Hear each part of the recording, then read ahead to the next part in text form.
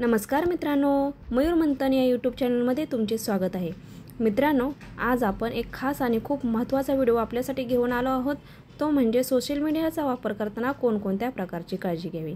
मित्रांनो, सोशल मीडियाचा वापर करताना आपल्याला विविध प्रकारची काळजी घ्यावी लागते। त्यामध्ये बघा, गोपनीय माहिती शेअर करू नये। मित्रांनो, गोपनीय माहिती शेअर करू नये।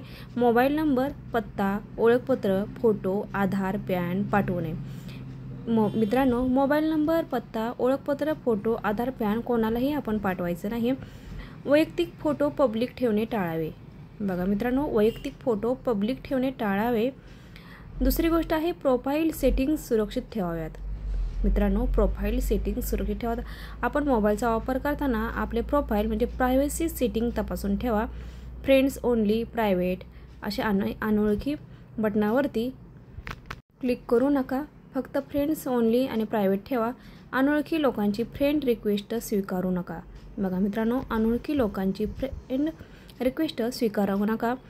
अयोग्य कॉमेंट्स किंवा मेसेजकडे दुर्लक्ष न करता रिपोर्ट करावा। अयोग्य कॉमेंट्स किंवा मेसेजकडे दुर्लक्ष न करता रिपोर्ट करावा। जर आपल्याला अयोग्य मेसेज आला किंवा रिपोर्ट आला तर आपण दुर्लक्ष न करता तर आपण त्याचा पोलीस स्टेशनमध्ये रिपोर्ट करायचा आहे। ब्लॉक व रिपोर्ट करण्याची सुविधा वापरा। सायबर क्राईम पोर्टल किंवा पोलिसांकडे तक्रार करावी। बघा, सायबर क्राईम पोर्टल किंवा पोलिसांकडे तक्रार करावी। फेक प्रोफाईल्सपासून सावध राहावे। बघा मित्रांनो, फेक प्रोफाईलपासून सावध राहावे। खोटी ओळख तयार करून फसवणूक होऊ शकते आपली। ओळख पटली नाही तरी संवाद टाळावा। बघा मित्रांनो, ओळख नाही पटली तरी संवाद टाळावा। व्हिडिओ कॉल चॅटिंग करताना सावधगिरी बाळगावी। मित्रांनो, व्हिडिओ कॉल करताना सुद्धा आपल्याला सावध राहायचे आहे। अनोळखी लोकांशी व्हिडिओ कॉल किंवा खासगी माहिती शेअर करू नये। स्क्रीन रेकॉर्डिंगद्वारे ब्लॅकमेलिंग होऊ शकते।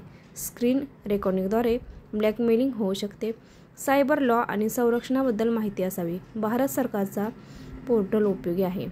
सायबर सुरक्षा व कायद्याविषयी माहिती ठेवणे आवश्यक आहे।